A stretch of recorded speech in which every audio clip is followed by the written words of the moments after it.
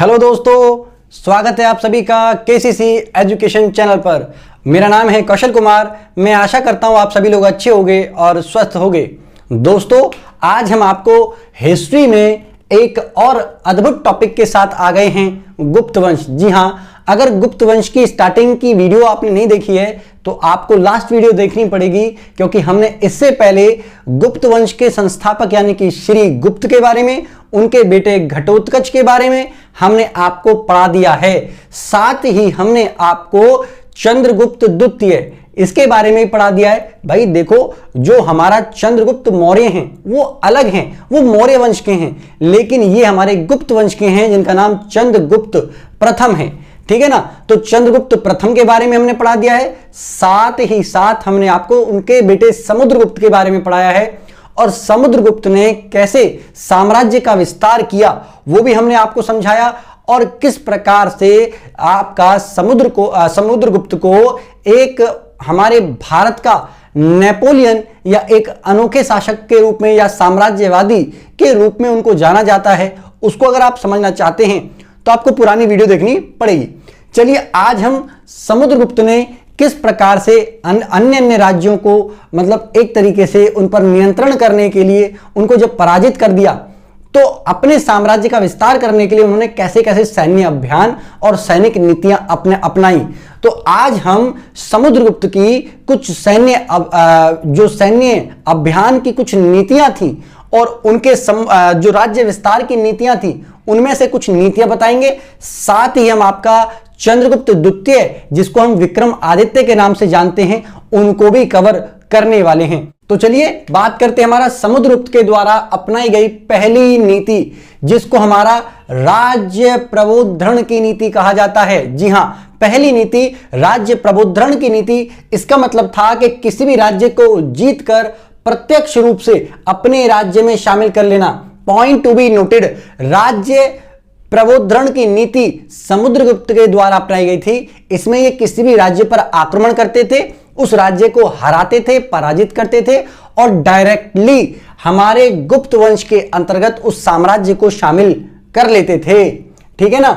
और जैसे इन्होंने मगध को जीता, फिर इसके आसपास के क्षेत्रों को भी इसने मगध साम्राज्य का हिस्सा बना लिया। तो आपको ये समझना पड़ेगा कि ये हमारा राज्य प्रबोधन की नीति थी। दूसरी हमारी सर्व करदानाज्ञाकरण की नीति। जी हां, सर्व करदानाज्ञाकरण की नीति। इसका मतलब क्या है? इसका मतलब है कि जब वो प्रत्यक्ष रूप से किसी भी राज्य को पराजित करते थे तो उनको प्रत्यक्ष रूप से अपने राज्य का हिस्सा ना बनाकर, मतलब राज्य में शामिल ना कर किसी भी राज्य को इन्होंने हराया और उन पर ये टैक्स आरोपित कर देते थे। यानी कि तुमको प्रति वर्ष शासन तुम ही करोगे, लेकिन प्रति वर्ष तुमको मुझे इतने रुपए चुकौती करनी पड़ेगी, और क्योंकि मैंने तुमको हरा दिया है, अब तुम मेरे अधीन शासन करोगे। यानी कि राजा तो तुम ही रहने वाले हो, लेकिन मेरे अधीन, मतलब एक तरीके से गुलाम टाइप का आप मान लीजिए।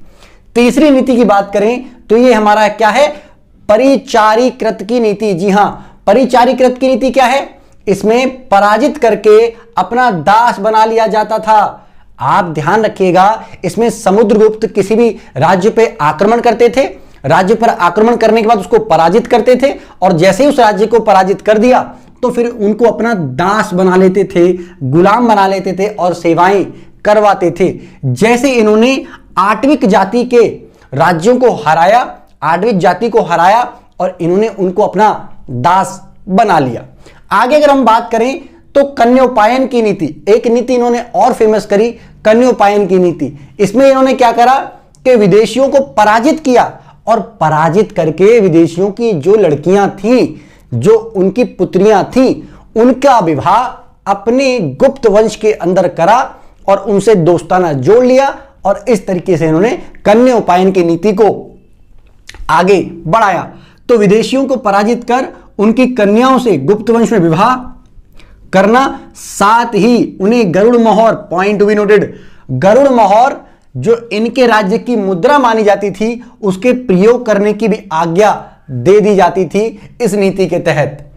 एक नीति थी हमारी पांचवी नीति, जिसे हमारा क्या कहते हैं? ग्रहण मोक्ष अनुग्रह की नीति। क्या कहते हैं? ग्रहण मोक्ष अनुग्रह की नीति। नाम थोड़ा सा बड़ा है तो कठिन होगा आपको समझने में भी और प्रोनाउंसिएशन करने में भी।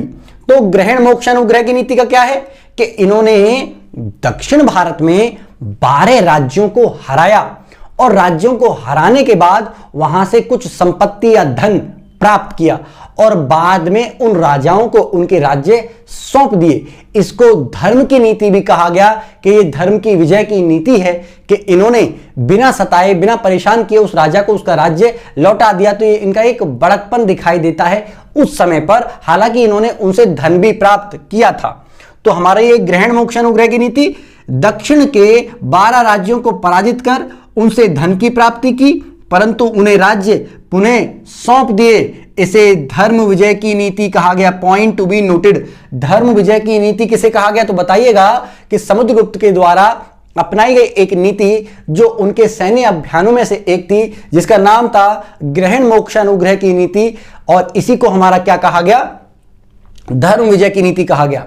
ये तो थी हमारे समुद्रगुप्त के बारे में। अब बात कर लेते हैं इनके अगले वंशज, नाम क्या है इनका, चंद्रगुप्त द्वितीय के बारे में, जिनको हमारा विक्रम आदित्य के नाम से तो जाना ही जाता है, साथ ही इनको देवश्री, क्या देवश्री, देवराज और देवगुप्त के नाम से भी जाना जाता है। Point to be noted. ये एक ही व्यक्ति के कई सारे नाम हैं। चंद्रगुप्त द्वितीय भी इनको कहते हैं, इनको विक्रमादित्य भी कहते हैं, इनको देवश्री भी कहते हैं, इनको हमारा देवराज भी कहते हैं और इनको हमारा देवगुप्त भी कहा जाता है। अगला, इन्होंने विवाह के संबंध से अपनी शक्ति और साम्राज्य का विस्तार किया।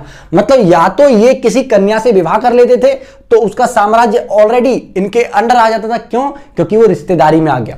या अपने पुत्र की इन्होंने कई जगह शादी कर दी और अपनी पुत्री किसी जगह शादी कर दी। तो ऐसे करके ये राज्य तो इनके शत्रु की जगह इनके मित्र राज्य बन गए और बाद में इनको आवश्यकता पड़ी तो उनसे सहायता भी ली। इस तरीके से इन्होंने अपने साम्राज्य का विस्तार किया। आगे देखिएगा, इसने नागवंश की राजकुमारी, पॉइंट टू बी नोटेड, नागवंश की राजधानी जिनका नाम था कुबेर नागा, इससे विवाह कर लिया। क्या कर लिया? कुबेर नागा से विवाह कर लिया।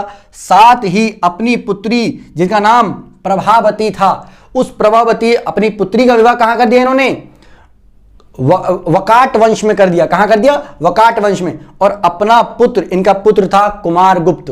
किसका? चंद्रगुप्त द्वितीय यानी कि विक्रम आदित्य का पुत्र था हमारा कुमारगुप्त। इसका इन्होंने किसमें, एक हमारा कदम्ब वंश था उसके अंदर इनका विवाह कर दिया। इस तरीके से इन्होंने विवाह की नीति से क्या करा, अपने वंशों को आगे बढ़ाया और अपनी शक्ति को आगे बढ़ाया और एक तरीके से अपने साम्राज्य का विस्तार करना जारी रखा। जैसे बटाक वंश में जब इन्होंने, बकाट वंश में जब इन्होंने अपनी पुत्री का विवाह किया तो याद रखिएगा उनसे इन्होंने सहायता मांगी दक्षिण के अभियान करते समय। और जब दक्षिण के अभियान करते समय जब इन्होंने सहायता मांगी तो इन्होंने शक राजाओं को पराजित कर दिया। किसकी सहायता से? इसकी सहायता से। क्यों? क्योंकि वो पुत्री के रिश्तेदारी में अब आ चुके थे, क्योंकि विवाह हुआ था उसका।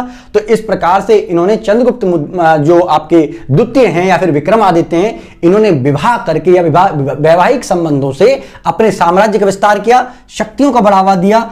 एक और पॉइंट जो आपको समझने वाला है कि चंद्रगुप्त यही थे हमारे द्वितीय यानी कि विक्रमादित्य। विक्रमादित्य के दरबार में नवरत्न मौजूद थे। Point to be noted. ये नवरत्न कौन कौन थे? तो पहला हमारा अमर सिंह, ये एक कवि थे, और एक है हमारा धवंतरी, ये हमारे चिकित्सक थे, बहुत बड़े वैद्य थे, ध्यान रखिएगा।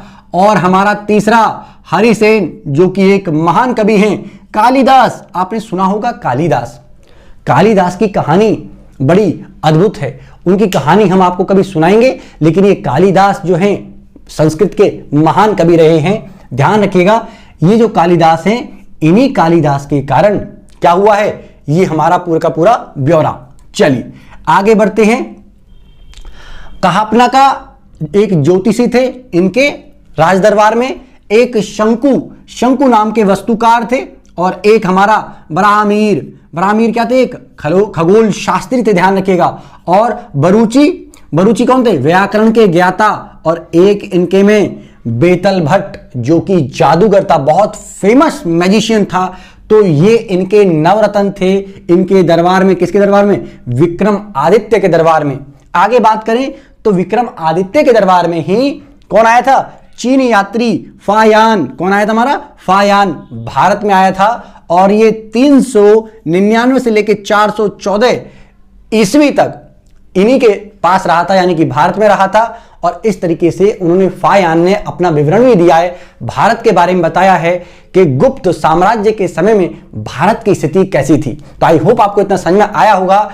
गुप्त वंश के कुछ अन्य वंशजों की कहानी हम आगे जारी रखेंगे। आप सीरीज को फॉलो करते रहें, अपने दोस्तों को शेयर करते रहें वीडियो को। मिलते हैं आपको नेक्स्ट वीडियो में, तब तक के लिए थैंक यू। जय हिंद, जय भारत।